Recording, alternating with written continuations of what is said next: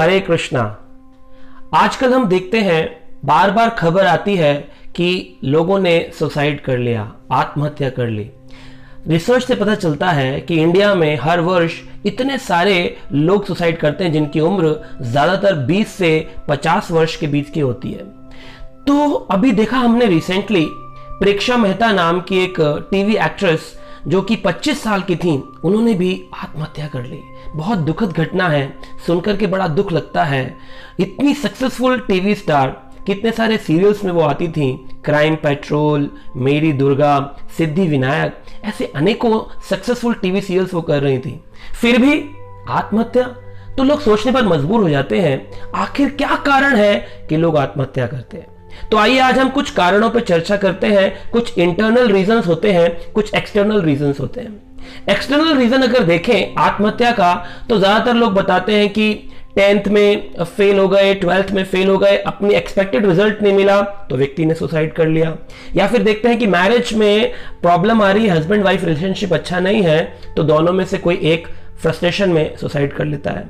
फिर देखते हैं कि लव अफेयर ब्रेक हो जाते हैं, तब लोग सुसाइड कर लेते हैं। बिजनेस के अंदर लॉसेस हो जाए तो लोग सुसाइड कर लेते हैं। या फिर किसी के ऊपर बहुत भारी लोन चल रहा हो और वो चुका ना पा रहा हो तो भी व्यक्ति सुसाइड कर लेता है। या फिर अनएम्प्लॉयमेंट, जॉब नहीं है व्यक्ति की, तो लोग सुसाइड कर लेते हैं। तो ये सारे एक्सटर्नल रीजंस हैं। बाहरी रूप से लगता है शायद इस परिस्थिति से परेशान होकर के व्यक्ति ने आत्महत्या कर ली होगी, लेकिन अंदरूनी कारण क्या है? Internal reasons for suicide.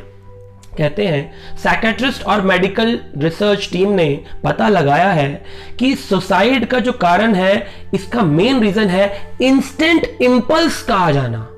अचानक से एक फितूर चढ़ेगा, इंस्टेंट इंपल्स आएगी कि मैं बस जिंदगी खत्म कर दूं और सारी प्रॉब्लम से मुक्त हो जाऊं, ऐसा व्यक्ति सोचता है। तो साइकियाट्रिस्ट बताते हैं कि इसमें 90% मेंटल स्टेट के कारण लोग सुसाइड करते हैं, मानसिक परेशानियों के कारण।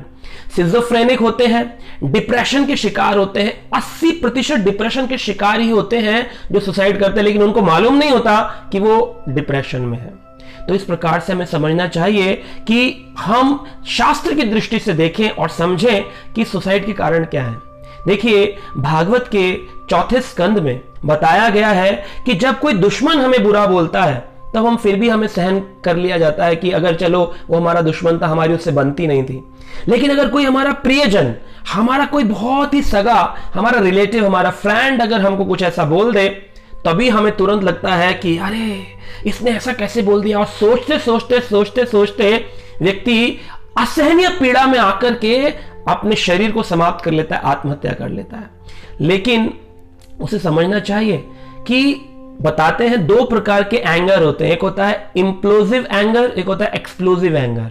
एक्सप्लोसिव एंगर होता है कि वोल्केनो मन में गुबार का है और वो किसी के ऊपर फट गया, गुस्सा कर दिया और हमारा एंगर निकल गया।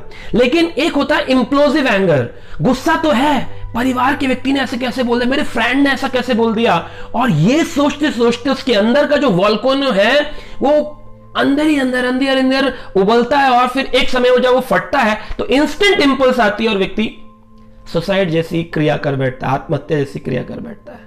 तो हमें समझना चाहिए, गीता के अंदर बताया गया है 2 अध्याय में, जहां आत्मा की चर्चा हुई है कि अगर कोई व्यक्ति सुसाइड करता है तो वो व्यक्ति वायलेशन कर रहा है भगवान के लॉज का। जैसे अगर कोई लैंड लॉज का वायलेशन करे तो उसको पनिशमेंट मिलता है, ऐसे ही अगर कोई नेचुरल लॉ का वायलेशन कर दे तो फिर उस व्यक्ति को क्या रहेगा, उसको ये शरीर छोड़ना पड़ेगा। जैसे ड्यूरेशन मिला है 100 साल और हमने 25 साल या 30 साल पे ही इस शरीर को खत्म कर दिया, तो इतने जो बाकी के साल बच गए उतने साल आत्मा बिना शरीर के रहेगी।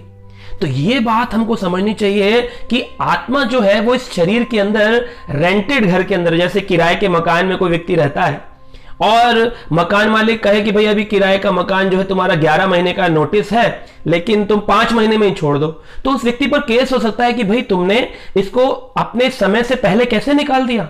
तो इस प्रकार से हमें समझना चाहिए, अगर कोई ऐसा करता है, मृत्यु संसार वर्तमानी, उसको इस जन्म मृत्यु के चक्र में पुनः पुनः आना पड़ेगा और कई वर्ष बिना शरीर के रहना पड़ेगा। तो ये गीता का ज्ञान अगर किसी को समझ में आए तो वो ऐसी स्टेट में आने से पहले रुक सकता है।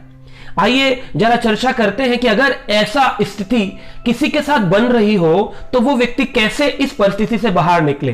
तो there are some factors which can take us out from this kind of thought impulse coming in our mind। अगर आ भी रहा है तो कैसे हम निकलें। कहते हैं जब इंपल्स तेज हो, जब इंप्लोसिव एंगर आ रहा हो, ऐसे समय में व्यक्ति को सब्लिमेट प्रोसेस का इस्तेमाल करना चाहिए, सब्लाइम कर देना चाहिए। किसी ऐसे व्यक्ति से बात करें जिससे बात करके आपको पॉजिटिविटी लगती है, जिससे बात करके आपको आनंद आता है।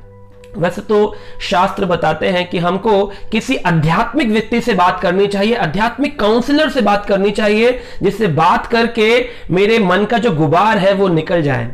सो there should be one friend with whom I can share everything, जिससे मैं अपनी सारी की सारी अंदर की बातें शेयर कर सकूं। अगर ऐसा आ जाए तो वो इंपल्स एक हाई आएगा स्पीड पर और फिर कुछ समय बाद वो शांत हो जाएगा। समय निकल जाने पर फिर आप भी सोचेंगे आए ये मैंने कैसा विचार कर लिया था। और दूसरा पॉइंट हम देखते हैं कि लाइफ इज नॉट, हम ये कह सकते हैं कि इजी है ना, life is difficult but suicide is not an option. आत्महत्या करना ये सही तरीका नहीं है।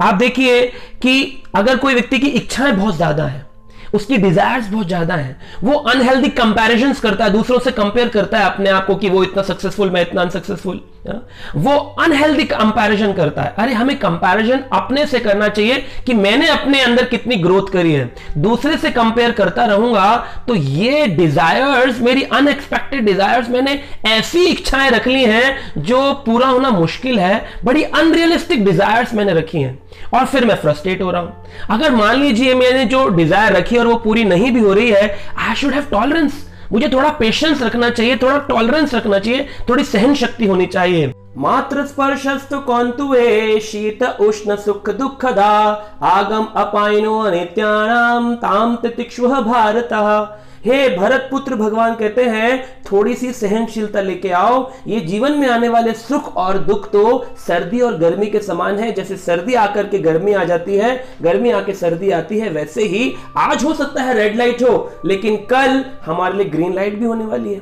जब कभी हम ईसीजी टेस्ट कराते हैं, इलेक्ट्रोकार्डियोग्राम अपने हृदय का, तो हम देखते हैं उसमें up and down up and down up and down करके बनता है, तभी पता चलता है कि व्यक्ति जीवित है। लेकिन अगर स्ट्रेट लाइन आए तो हम समझते हैं व्यक्ति मृत हो गया है। तो अगर हमारे जीवन में अप्स एंड डाउन्स आ रहे हैं, इसका मतलब हमारी लाइफ बिल्कुल सही चल रही है। हम देखें, अगर हमने भगवान से कभी नहीं मांगा कि मेरे जीवन में दुख आए, नेगेटिविटी आए, बट स्टिल नेगेटिविटी आ रही है, दुख आ रहा है, तो फिर सुख भी बिना मांगे आ जाएगा। हमको इतना ज्यादा टेंशन लेने की जरूरत नहीं है। आप देखिए, अगर कोई हमें कभी कहता है no and oh no, no का मतलब होता है next opportunity is waiting for you, एक अगली अपॉर्चुनिटी आपका वेट कर रही है। अगर कोई कहता है एंड का मतलब होता है एफर्ट नेवर डाइज, आपके प्रयास नहीं रुकते हैं। इसलिए इन शब्दों के बहुमूल्य कारणों में जाएं और समझें कि जीवन में करने के लिए बहुत कुछ है। लोग सक्सेस को समझते नहीं, एक्चुअली सक्सेस क्या है। लोग समझते सक्सेस मतलब है कि मैं टॉप में आ जाऊं, बाकी नीचे रह जाएं। ये नहीं, सक्सेस का मतलब है success is not in the trophy won, success is in the race run. मैंने पार्टिसिपेट किया, मैं भागा और मैं जीता ना जीता, ये सक्सेस नहीं है। कम से कम मैंने प्रयास तो किया, यही सक्सेस है। सक्सेस मंत्रा को लोग समझ जाएंगे, लाइफ बड़ी सुकून भरी हो जाएगी। हम देखें, हर परेशानी की हमारे पास कोई ना कोई सॉल्यूशन है। जैसे हर ताले की कोई ना कोई चाबी तो बनी है, लेकिन लोग ऐसा समझते हैं कि बस अभी मैं जिस स्थिति से गुजर रहा हूं इसका कोई सॉल्यूशन नहीं है, एक ही सॉल्यूशन है, इस जीवन को खत्म कर दूं, सुसाइड कर लूं। पर ये ठीक नहीं है। हर परेशानी का कोई ना कोई हल है। शास्त्र तो कहते हैं every material problem has a spiritual solution. अगर हम भगवान के नाम का जप करने लग जाएं, अगर हम manual of life Bhagavad Gita को पढ़ने लग जाएं, हमने देखा है कई लोगों ने गीता को पढ़ के फिलॉसफी ऑफ लाइफ जाना है और वो सुसाइड अटेम्प्ट से बच गए हैं, क्योंकि ये मन के कारण हो रहा है। मनोविज्ञान कहता है मन में इतना फितूर होता है। अगर उस समय हमें गीता की फिलॉसफी मिल जाए, जपा मेडिटेशन से साइंटिफिक रिसर्च कहती है व्यक्ति का मन पूरा शांत हो जाता है। अगर हम ये सब कर पाए तो फिर हम ऐसे अटेम्प्ट से बच पाएंगे।